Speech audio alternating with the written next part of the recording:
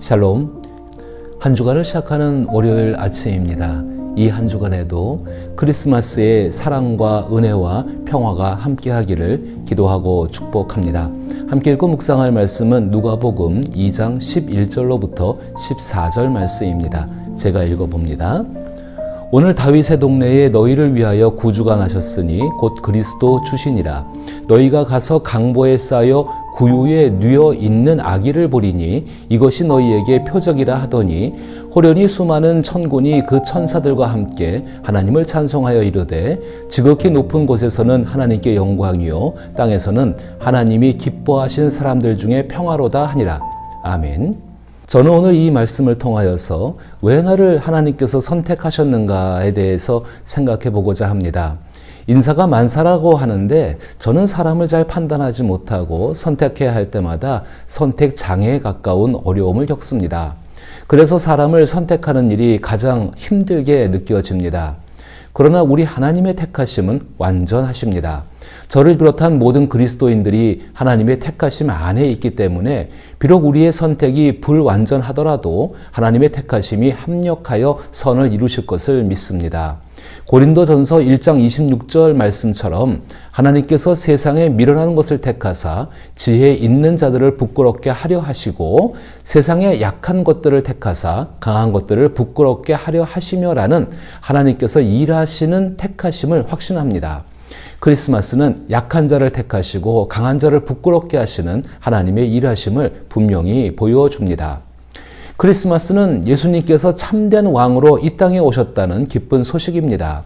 그러나 성경에서는 하나님께서 왕으로 오신 일이 한 번이 아니라 두 번 있음을 말씀합니다.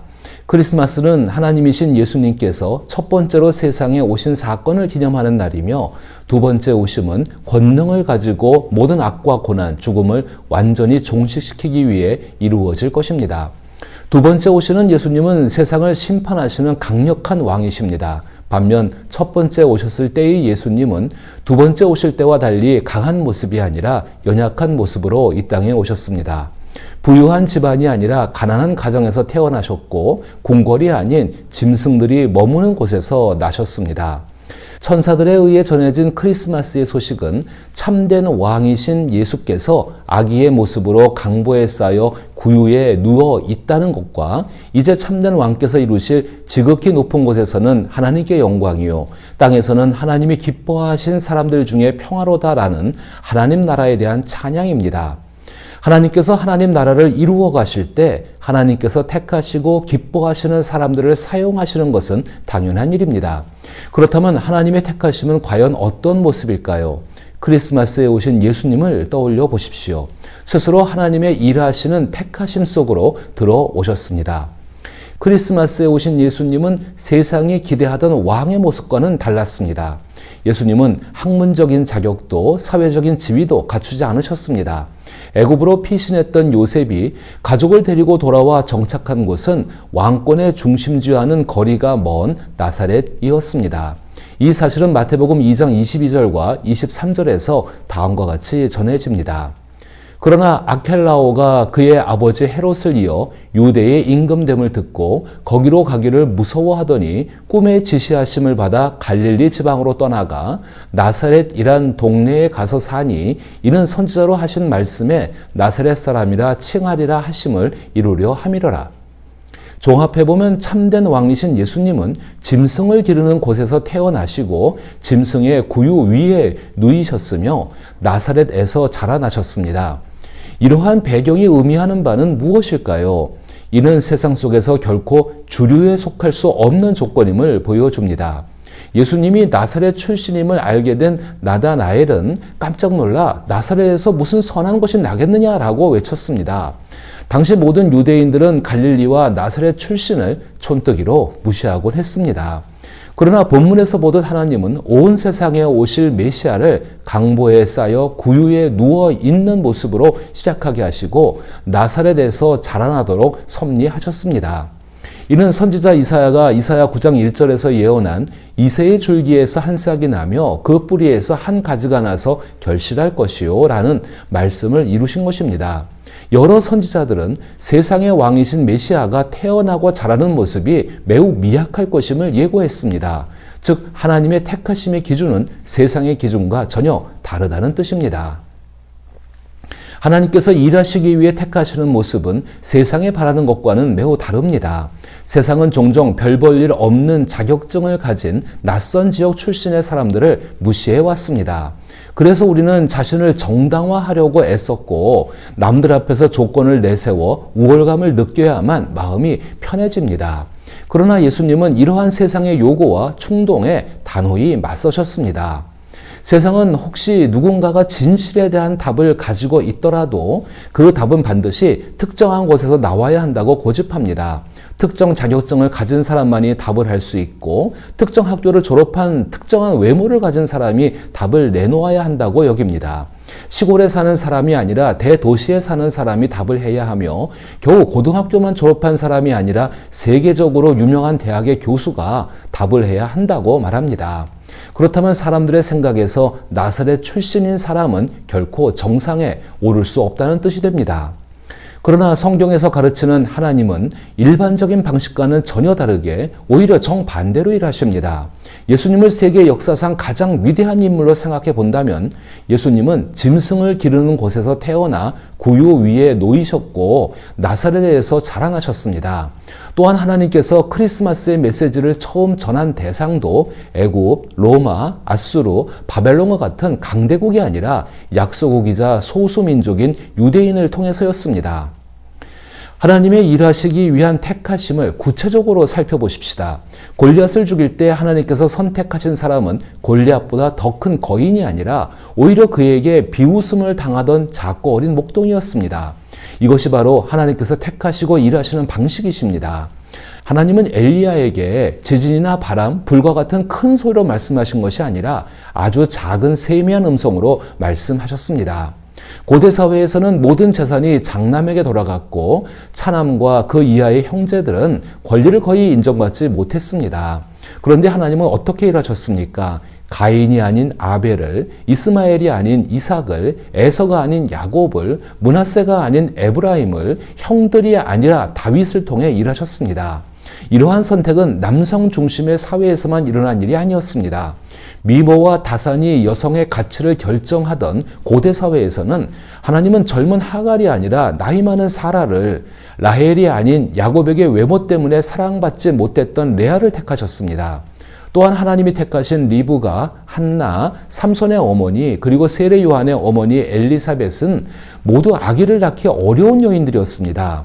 이처럼 하나님은 세상의 기준과는 다른 방식으로 사람을 선택하시고 일하십니다.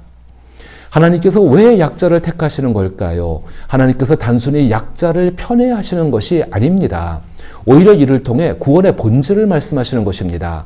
다른 모든 종교와 도덕, 철학과 가르침들은 우리에게 최선을 다해 최고의 결과를 이루는 삶을 살라고 말하고 있습니다. 그래서 그런 종교와 철학, 도덕과 가르침은 언제나 강자에게 호소합니다. 즉 목표를 향해 피땀 흘리며 노력하는 사람에게 말하는 것이지요. 그래야만 그들이 추구하는 도덕과 철학, 종교와 가르침의 목적을 이룰 수 있기 때문인 것입니다. 그러나 하나님 나라의 주인이시자 왕이신 예수님은 세상의 기준으로는 가장 낮은 자리까지 자신을 낮추셨지만 결코 그렇게 말씀하지 않으십니다. 예수님은 분명히 나는 약자를 위해 왔다고 선언하십니다. 여기서 약자라는 말은 세상의 잣대로 판단한 약자가 아닙니다. 하나님 말씀이 없고 듣지 못해 어디에도 의지할 수 없는 자신의 연약함을 인정하는 사람을 뜻합니다. 예수님은 그들의 행위가 아니라 자신이 이루신 구원의 사역을 통해 그들을 구원하실 것입니다. 예수님께서는 제자들이 끊임없이 언제 권좌에 올라 세상을 다스리실 것인가 라고 묻는 질문에 대해 한결같이 이렇게 대답하셨습니다. 너희는 나를 보고도 알지 못할 것이다. 나는 모든 권력을 내려놓고 죽을 것이다. 그렇게 세상을 구원할 것이다. 예수님은 생애의 절정에 이르러 왕의 보좌가 아니라 십자가에 계셨습니다. 예수님께서 우리를 대신해 겪으신 악과 고난 그리고 죽음은 하나님을 떠난 우리가 마땅히 받아야 할 결과였습니다.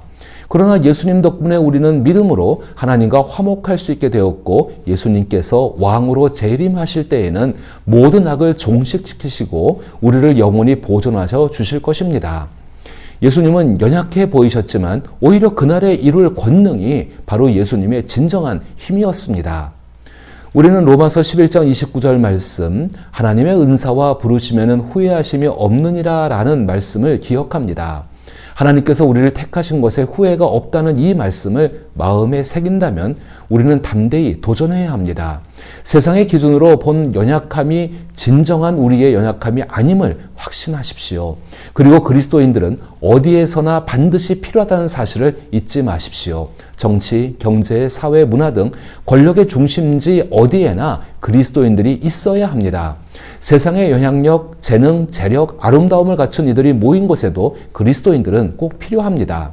그러나 크리스마스가 우리에게 가르쳐주는 것은 그런 사람들에게 매료되거나 그들 편에 서는 편견을 가져서는 안 된다는 것입니다. 우리는 그들 속에 섞여 살며 이웃으로 사랑하고 섬겨야 하지만 그 과정에서 유혹이 찾아올 수 있습니다. 그럼에도 불구하고 우리는 그들을 사랑하고 섬기는 데 집중할 뿐 권력과 명예의 중심에 들고자 하는 욕망이나 갈망은 내려놓아야 합니다. 크리스마스는 인종과 혈통, 사회적 지위가 결국 중요하지 않다는 의미를 담고 있습니다. 따라서 우리는 단지 형편이 어려운 사람들뿐만 아니라 경제적으로 여유 있는 사람들에게도 편견이나 호불호를 가져서는 안 됩니다. 지위와 재산을 숭배하는 속물이 되어서는 안 되지만 그렇다고 해서 그런 사람들을 대할 때 우월감을 가져서도 안 된다는 것입니다. 크리스마스에 오신 예수님은 세상의 성공 개념을 완전히 뒤집으셨기 때문입니다. 이처럼 크리스마스는 하나님께서 세상의 기준과는 다른 방식으로 사람을 선택하시며 약함을 인정하는 이들에게 구원의 길을 열어주신다는 메시지를 전합니다. 예수님께서 직접 낮은 자리로 오셔서 우리에게 보여주신 사랑과 겸손 그리고 희생은 크리스마스의 진정한 의미를 다시금 되새기게 합니다. 그러므로 우리를 택하신 하나님을 기억하며 모든 이웃을 존중하고 사랑하는 마음으로 예수님의 마음을 본받아 섬기는 삶을 살아가야 합니다. 세상의 성공과 힘을 쫓는 가치관을 넘어 진정한 사랑과 화합 그리고 겸손의 의미를 새롭게 깨닫는 크리스마스가 되기를 기도하며 축복합니다.